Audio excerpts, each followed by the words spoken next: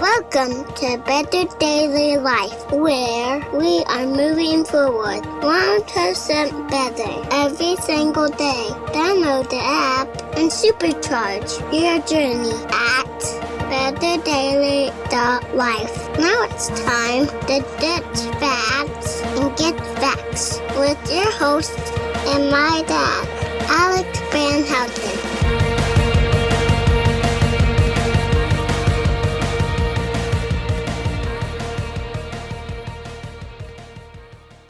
What is up, Betterment family? This is Alex Van Houten in Better Daily Live. Happy Tuesday. It is Nutrition Tip Tuesday, and I'm very excited to bring to you a new study with regard to artificial sweeteners and how they might be affecting you in your body. And, well, it's very fascinating. And what's really cool about it is it seems to be an advancement in our understanding of how things might work with regard to nutrition. So, a brief note about scientific research. When it comes to science, I want to make this very clear about my position with regard to scientific research. The world around us is very, very wild, has all kinds of cool things that are just there, happening on a regular basis that we know very little about. And the more we know, the more we find out that we don't know much. And science is not a system of belief, but rather a procedure for finding out what's really happening. You could say that it is a process by which to see the world around us and to measure causation. That is to say, if this happens, then this happens. For instance, here's an experiment. I'm holding a pen in my hand, and we're pretty sure gravity works, but maybe sometimes it doesn't. So let's see. Oh, there it goes. Pen just dropped. And so now we have the theory of gravity because we have done so many experiments around gravity that we understand it more and more and more, what it can do, what it can't do. And even then, we're still not really sure why it works or at what level it overcomes certain forces. But there it is. There's gravity. And I can keep testing that. Gravity's still working. Very cool. And what science is the process by which we systemize that thing, that experiment, trying new things, measuring what happened, so that instead of, I've done 3 experiments with this pen so far. We're like, okay, well, the pen falls when I drop it. So is there something pushing down on the pen? Or is there something pulling down on the pen? Let's see what happens if I drop the pen in a vacuum, blah, blah, blah. There's a bunch of different ways that you can measure these things. So that said, when people say trust the science, I want you to understand that here in the Better Daily community, what that means is trust that there's a process to measure what's happening. But the process can't tell us what to do about the information we receive from the process. That's the role of science in the modern world, is to help us understand what's there. But understanding what's there is only part of the problem. Knowing how to use that and what to do with that, that's a whole other thing altogether. And that is relevant to what I'm about to tell you today. So on August 19th, a group of researchers published an amazing research article about artificial sweeteners, technically non-nutritive sweeteners, NNS, non-nutritive sweeteners, which simply means that there are things that we consume that we've added to our food that taste sweet, but as far as we can tell, our body can't digest them, and therefore there is no nutritious value. There's no calories wrapped up in these sweet molecules. So just because we can't digest them doesn't mean they don't act on our body, right? I'm going to describe the study and then talk about some of the implications and maybe some ways that you might use this information in your own life. And so the study was really interesting.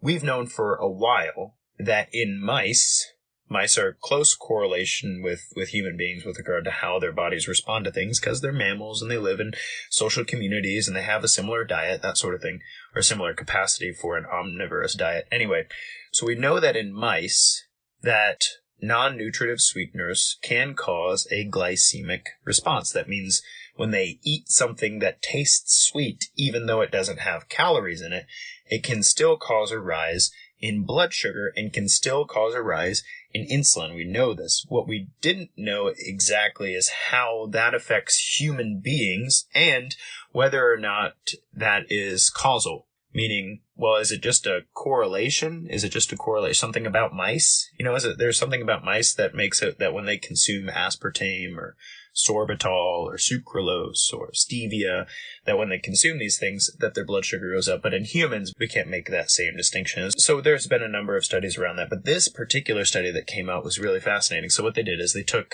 1,600 participants and they screened them really closely. They said, okay, we want a group of people who barely ever consume artificial sweeteners. And so that's what they did. They did a heavy screening process to understand the diets of these individuals, and they selected 160 individuals who barely ever consume non-nutritive sweeteners. So, questions like, do you drink Diet Coke? Yes or no? If your answer is yes, well, you don't get to be in the study. You know why? Because there's aspartame in Diet Coke, and we don't want participants in this study who consume non-nutritive sweeteners on a regular basis. So they took these people, and they sampled their gut biome. So they're like, what kind of bacteria is floating around in your large intestine there? And so they got a good sample of that, had a good profile of that. And then they did some basic responses for blood sugar. They ate some Skittles or something. I don't know if they use Skittles. Usually in these experiments, they use actual glucose. So glucose in liquid form, they consume that, and then they see, how their blood sugar responds to that. And so they got some initial measures of gut microbiome and sugar response. And then they had these subjects consume, in an experimental setting, they had these subjects consume artificial sweeteners, particularly sucralose, saccharin, stevia, and then they had a control, I think it was glucose, and looked at how their body responded to these things. And what they found is that in consuming artificial sweeteners, the response was highly individual. There were some subjects who consumed whatever artificial sweeteners they're going to consume, and there was no glycemic index response, and their microbiome did not respond to the actual artificial sweeteners.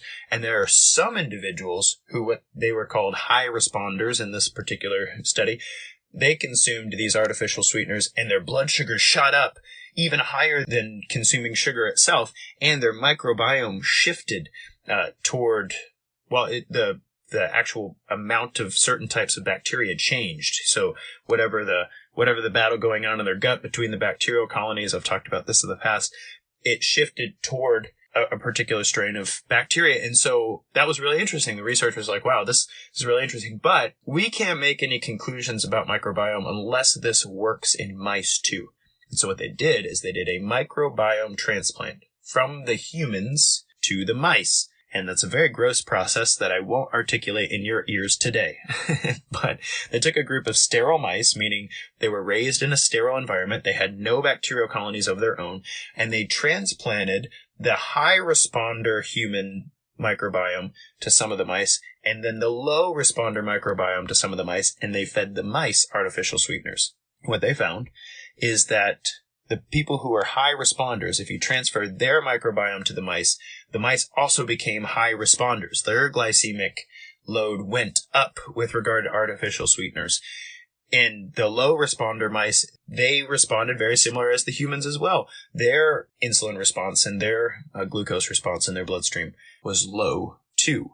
So, I know I've said a lot of sciencey things. I'm going to put this in layman's terms. Artificial sweeteners might not have any calories in them, but they do affect our body in ways we don't understand.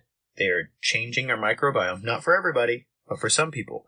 They change the microbiome, and they have an impact on blood sugar and insulin. And that works in mice as well. When you take the microbiome of certain people and put them in mice, they respond the same way. And so that means for some people, artificial sweeteners are probably fine.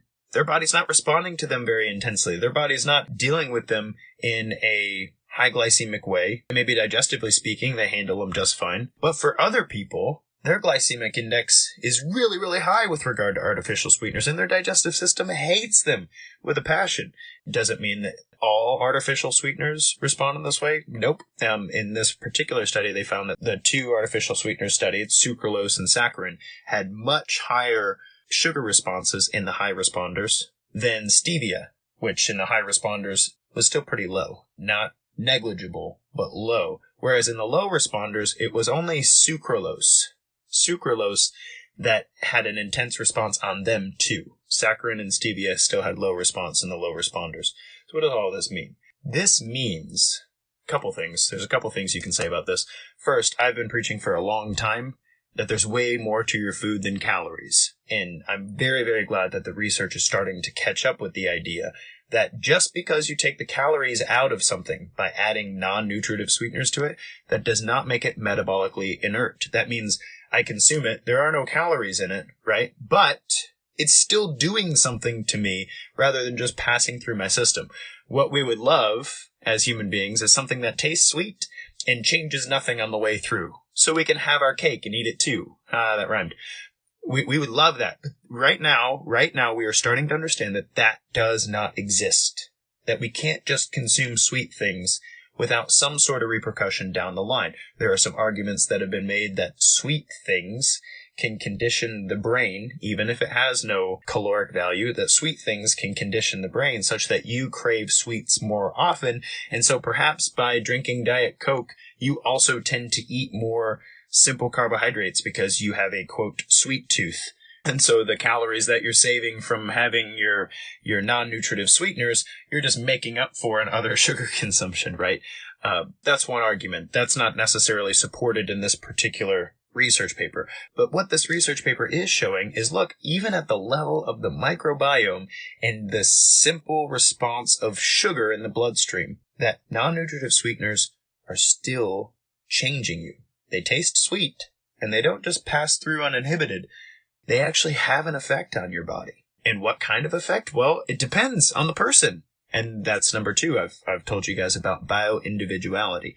That when I work with clients from a nutrition perspective, they'll say, well, Alex, what should I eat or how should I do this? And I'm like, look, it's the most important thing that we can do in this nutrition process is create a process and get you used to understanding how to find what works well for you and how to enjoy some of those things and to find out what your tolerance is for monotony versus novelty and to make that integrate with the many social forces in your life that matter, like starting with grocery planning with your spouse as opposed to trying to find the perfect keto meal plan, because one is a top-down process, keto meal plan, one's a bottom-up process, grocery planning with your spouse, right? So all that to say, this research around artificial sweeteners that just came out is very supportive of that individual thing. So now we know this. We know this, and this experiment needs to be replicated with more participants to understand whether or not this effect is as great as we found in this research, or if maybe it's a little smaller than we thought. Who knows? Maybe there are people who are so intensely responsive to artificial sweeteners that they might as well be eating sugar instead. Right? That's possible. That's a possibility that could come out of this research. But it doesn't tell us what to do with this information. And so I'm going to tell you what I think you should do and how I've helped my clients in the past with regard to their nutrition. And you can take it for what it is. So when people ask about artificial sweeteners, and I said this like 8 months ago before this research came out, and it's not just because I know things science doesn't know. It's because oftentimes science lags behind clinical application, meaning there are things we don't know, scientifically speaking, but we still got to live. And so the question is, how do we in practice live well despite not knowing all the ins and outs? And so science often lags behind clinical practice 15 to 20 years. You can look at things that we're learning scientifically that people would say, oh, I already knew that. That's common sense, right? So here's a common sense thing for you. Should you have artificial sweeteners? Try it and see how your body responds. Did you gain weight? Did you lose weight? Did your digestive system revolt against you? Did you feel a little sluggish and bloated and puffy after consuming that artificial sweeteners? And I say that as if it's simple. There are some individuals who I'm talking to right now. You're getting so many artificial sweeteners in a day, you have no idea. So if you tried something, it's not like you could separate that from what you're already doing. You're like, oh, I noticed this hurt my stomach. Like, are you sure that hurt your stomach, or is it the 7 other things in your day that could have hurt your stomach? So it sounds simple, but it's actually kind of difficult to notice how things are affecting you. And so for my clients, what I start with is a food journal. And then we identify where are the sources of artificial sweeteners in your day. can we find some substitutes for that so that we can figure out what it is that's affecting you negatively? And currently there are no tests for that. There's no like, here, just spit in this cup and we'll tell you whether or not stevia is the best choice for you versus xylitol. We don't know that. But we know that in energy drinks, in condiments, in almost just about anything that advertises no sugar added or zero sugar, even, oh my goodness, there are cans of fruit, like canned fruit, like canned peaches. There are cans of fruit in the grocery store that say no high fructose corn syrup. That's what it says across the front of the can. And when you flip it over, the ingredients are peaches and sucralose. That's what it says. So the canned fruit has been canned with sucralose, and it's being advertised to you as no corn syrup added. And you're like, I heard corn syrup's pretty bad for you. I'll grab the no corn syrup added. Guess what? Your peaches have sucralose in them. As if peaches weren't sweet enough.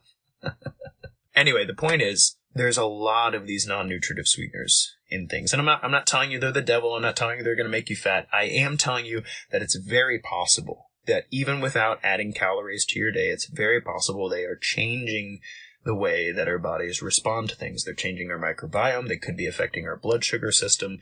And we need to be careful about that. People are adding stuff to their coffee every morning that might have 3 or 4 artificial sweeteners in it. People are drinking energy drinks. They're like healthy energy drinks, green tea extract, with 4 different artificial sweeteners in it. It tastes sweet because there's something sweet in there. And just because it doesn't have calories does not mean that it's not influencing you. So anytime people read this sort of research, they think, oh, okay, artificial sweeteners are bad. I'm not telling you that. I'm telling you that it's important that you as an individual understand how artificial sweeteners are affecting your body.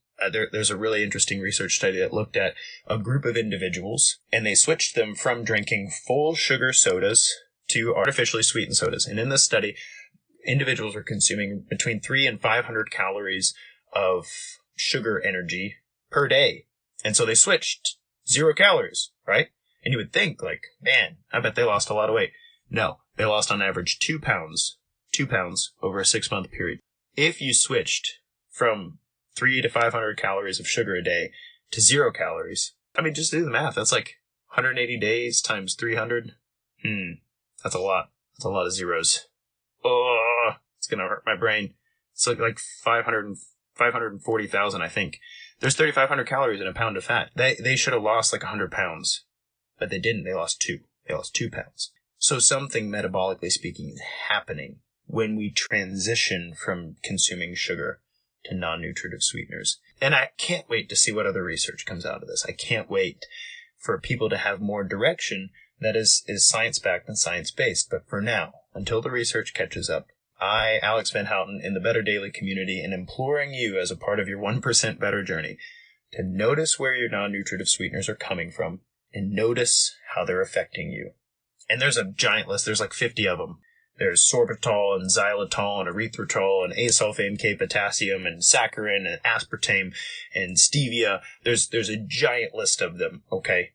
So understand, maybe I need to do a whole show on that. What non-nutritive sweeteners are there and where they come from? That'll take a while. But I want you to start noticing them. And I want you to start noticing if things hurt your tummy at all. Is your poop normal? Yes or no? That's a really good indication of how your digestive tract is responding to said artificial sweetener. And you know what? Simple solution for most people? Stop eating all the non-nutritive sweeteners. Like, oh, that has stuff in it. I don't need that. My can of peaches? I don't need that. I'll eat a peach. Because God did not put saccharin or sucralose in my peach. Ah! See how that affects your digestive tract. Good morning, Kat. Thank you for joining me. She said, I got aspartame in my veins. I'm going to last longer than a Twinkie. I guess that means she appreciates some Diet Coke. My biggest noticeable effects from artificial sweeteners is that they desensitize my taste buds to real sweetness. And that is actually correlated in the research. People will say that. They'll say that they've cut out non-nutritive sweeteners from their diet and notice that their food starts to taste differently because they become more sensitive to how sweet things are. Non-nutritive sweeteners a lot of times are something like 100 to 200 times sweeter than just normal sugar. I think saccharin itself is 1,000 times sweeter. I could be wrong. It's a lot. It's an astronomical number. It's way sweeter, however you measure sweetness. I remember reading this in a book once, and I was like, that's weird. I don't care about that. But point is, it's very, very sweet, which means that when you taste sweet, the normal sweet, the natural sweet, doesn't taste as sweet as the artificial sweet. And so the nerves in your taste buds, they start to sensitize themselves differently. So I eat more when I have a can of Diet Coke next to me. It desensitizes my hunger too. So these are very, very interesting anecdotal statements. Thank you for those, because I think this matters. I think this really matters, that we start noticing how things affect us. So for instance, I don't drink energy drinks. I generally get my caffeine from coffee, but when I'm on a long trip, I like to have an energy drink, and I sip on it, but if I'm on a 7-hour drive, I like to drip feed my caffeine in slow. Well, what I find is anything with sucralose or xylitol in it just annihilates my digestive tract. And I won't get any more colorful than that. But the point is, I think we need to start noticing this stuff. We need to start noticing how things affect us. And we say trust the science, trust the process that will teach us why things are happening the way they're happening, but it can't tell you what to do about that. It can't tell you how you need to live right now to be better. And I'm telling you that one of the ways that you can be better is start to notice where this stuff is creeping into your diet and how it affects you. And then you can make an informed decision with your bio-individual self about what needs to be a part of your diet and what doesn't. Guys, this has been Alex Van Houten in Better Daily Live. Thank you for joining me for Nutrition Tip Tuesday. Tomorrow is Wild Wednesday, and I'm very excited. Until then, it's just 1%. You got this.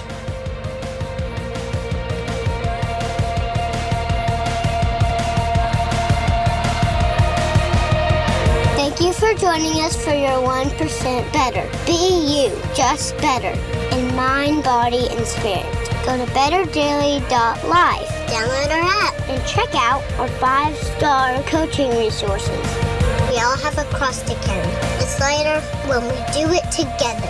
Go to betterdaily.life today.